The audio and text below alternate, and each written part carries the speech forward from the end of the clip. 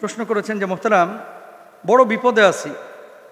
বিপদটা হলো, দুনিয়াতে আমি মনে হয় সব মানুষের স্বপ্ন একাই দেখি। প্রতিদিন আমি স্বপ্ন দেখছি, কখনো ভালো, কখনো খারাপ, কখনো কি দেখি নিজেও বুঝি না। মানে উনি প্রতিদিন স্বপ্নের ডিলার নিয়ে বসছেন মনে হয়। দুনিয়াতে যা স্বপ্ন আমি দেখি আর মনে হয় কেউ দেখে না, সব স্বপ্ন আমি দেখি। লিখছেন।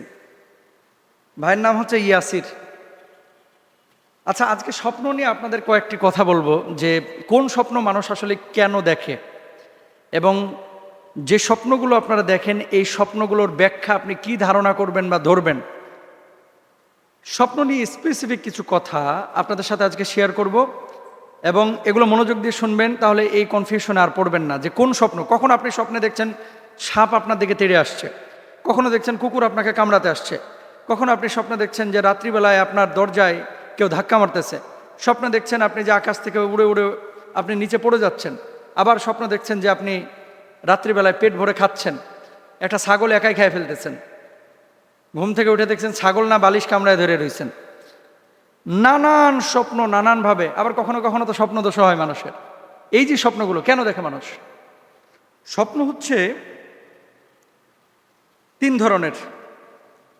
আল্লাহ সুবহানাহু ওয়া তাআলা এই স্বপ্নগুলো তিনিই দেখান, কিন্তু কিছু কিছু স্বপ্ন আছে যেটা সরাসরি আল্লাহর পক্ষ থেকে, কিছু স্বপ্ন আছে যেগুলো আল্লাহর পক্ষ থেকে, মানে আল্লাহ সুবহানাহু ওয়া তাআলা বিশেষ সুসংবাদের জন্য দেখান না। এটাকে হাদিসুন নাফস বলা হয়, কল্পনাপ্রসূত স্বপ্ন মানুষ দেখে থাকে। আর তিন নম্বর হচ্ছে কিছু স্বপ্ন মানুষ শয়তানের পক্ষ থেকে দেখে থাকে। এক নম্বর এমন স্বপ্ন যা আপনার কল্পনা থেকে আসে, এটাকে আরবিতে বলা হয় হাদিসুন নাফস। এটা আপনার কল্পনা শক্তি থেকে আসে। সারাদিন আপনি পালসার হোন্ডা নিয়ে ভাবতেছেন, সারাদিন আপনি রেঞ্জ রোভার অথবা আপনি লাম্বরগিনি নিয়ে ভাবতেছেন, সারাক্ষণ আপনার ধ্যান জ্ঞান খালি হোন্ডা নিয়ে, ধ্যান জ্ঞান একটা মেয়ে নিয়ে, ধ্যান জ্ঞান একটা গাড়ি নিয়ে। আপনি ঘুমিয়েছেন, দেখবেন কল্পনায় ওটা চলে এসেছে এবং স্বপ্নে আপনি ওটা দেখছেন যে আপনি চালাচ্ছেন। এরকমই তো অনেক সময় হয়। মানে যেটা আপনি সারাদিন বেশি ভাবেন, এটা কিন্তু মানুষ স্বপ্নের মধ্যে দেখে। তো এই ধরনের স্বপ্নগুলো সাধারণত ঘুম থেকে যখন আপনি উঠবেন দেখবেন অনেক সময় মনে থাকে না, কেন দেখলেন, কি কারণে দেখলেন, কিসের জন্য দেখলেন, এগুলো নিয়ে খুব বেশি ফিকির করবেন না, চিন্তা করবেন না, মাথা ঘামাবেন না। Number one. তো হাদিসুন নাফস, যেটা কল্পনাপ্রসূত, যেটা মানুষ দেখে হচ্ছে আপনার করে কি বলে, সারাদিন যেটা ভাবে সে সেটা দেখে, এটা নিয়ে চিন্তার কারণ নাই। দুই নম্বর, দ্বিতীয় শ্রেণীর স্বপ্ন হচ্ছে আল হলুম। হলুম হচ্ছে অশুভ স্বপ্ন, যাকে আমরা দুঃস্বপ্ন বলে থাকি। এটা শয়তানের পক্ষ থেকে হয়ে থাকে, অনেক সময় বজ্জিনের আসরের কারণে হয়ে থাকে, অনেক সময় শয়তানের ওয়াসওয়াসার কারণে হয়ে থাকে। এই অশুভ স্বপ্নগুলো আপনাকে অনেক সময় কষ্ট দিতে চায়, জ্বালাতন করতে চায়, আপনাকে অস্থির বা ডিপ্রেশনে নিয়ে যেতে চায়। এরকম যদি হয়ে থাকে, রাসূল সাল্লাল্লাহু আলাইহি ওয়াসাল্লাম বলছেন, দুঃস্বপ্ন যখন তুমি দেখবা তখন কাউকে এটা শেয়ার করবে না এবং মানুষকে বলবেন না। কেন? কারণ শয়তান আপনাকে বোকা বানাচ্ছেন।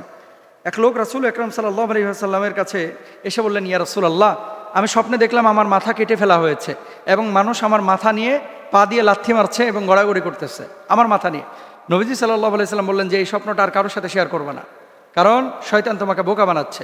এই জন্য দুঃস্বপ্ন যখন দেখবেন, শোয়া থাকলে আপনি জাগ্রত হয়েছেন, বাম দিকে থুতু নিক্ষেপ করেন, আউযু বিল্লাহি মিনাশ শাইতানির রাজিম বলেন, পার্শ্ব যদি ডান কাত হয়ে থাকেন বাম কাত হয়ে থাকলে ডান কাত হয়ে যান, এবং আপনি উঠে কতক্ষণ বসে থাকেন, ঘুমানোর আগে উজু করে নেবেন, ডান কাত হয়ে শোবেন, তাহলে এই ধরনের স্বপ্নগুলো দেখবেন না। আর তিন নম্বর, এই স্বপ্ন হচ্ছে রুইয়া, যেটা আল্লাহর পক্ষ থেকে আসে। এটাকে মুবাশশিরাতও বলা হয়ে থাকে, যে সুসংবাদ। নবী ইব্রাহিম আলাইহিস সালাতু ওয়াস সালাম তিনি সন্তানকে দেখলেন কি, যে তিনি কোরবানি করছেন, পরবর্তীতে তিনি কোরবানির জন্য নিয়ে গেছেন। এটা নবীদের স্বপ্ন, এগুলো হচ্ছে সত্য। আল্লাহর হাবিব সাল্লাল্লাহু আলাইহি সাল্লাম স্বপ্নে দেখছেন তিনি কাবার পাশে তাওয়াফ করছেন, তার মানে আল্লাহ তাআলা তাকে দিয়ে কাবা তাওয়াফ করাতে চাচ্ছেন। এগুলো আদেশ, এগুলো সত্য। তো আপনার কাছে এরকম কিছু স্বপ্ন আসবে যেগুলো সরাসরি স্পষ্ট কোনো ঘটনা, যেই ঘটনাগুলো আপনাকে আল্লাহ তাআলা দেখাচ্ছেন যে হয়তো বা এই কাজটা তুমি করো। এর মানে এই না যে আপনার সন্তানকে আপনি দেখছেন কোরবানি করছেন, আপনি জবাই করে ফেলেন, নাউযুবিল্লাহ, এগুলো কিন্তু না, এগুলো না। আপনার স্বপ্ন এগুলো সত্য না, হয়তো আল্লাহ তাআলা একটা বোঝাচ্ছেন, আপনি বুঝছেন আর একটা।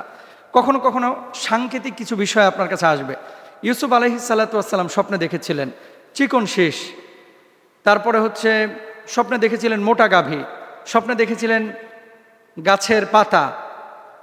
এগুলো দিয়ে বোঝানো হয়েছিল 1 বছরের পানি, 1 বছরের শস্য, মোটা গাভী দ্বারা বোঝানো হয়েছিল যে ফসল ফলাদির ব্যাপক উন্নতি। এখন ওই স্বপ্ন ব্যাখ্যা বোঝার জন্য এটা তো আপনি আমি সবসময় পারবো না ভাই। এই জন্য ভালো স্বপ্ন দেখলে ধারণা করবেন আল্লাহর পক্ষ থেকে, আর খারাপ স্বপ্ন দেখলে আল্লাহর কাছে আশ্রয় প্রার্থনা করবেন। কল্পনাপ্রসূত কোনো স্বপ্ন যদি দেখেন, এগুলো নিয়ে খুব বেশি চিন্তা করবেন না, এগুলো নিয়ে পেরেশান হবেন না। আল্লাহ তাআলা আমাদেরকে বুঝদান করুন।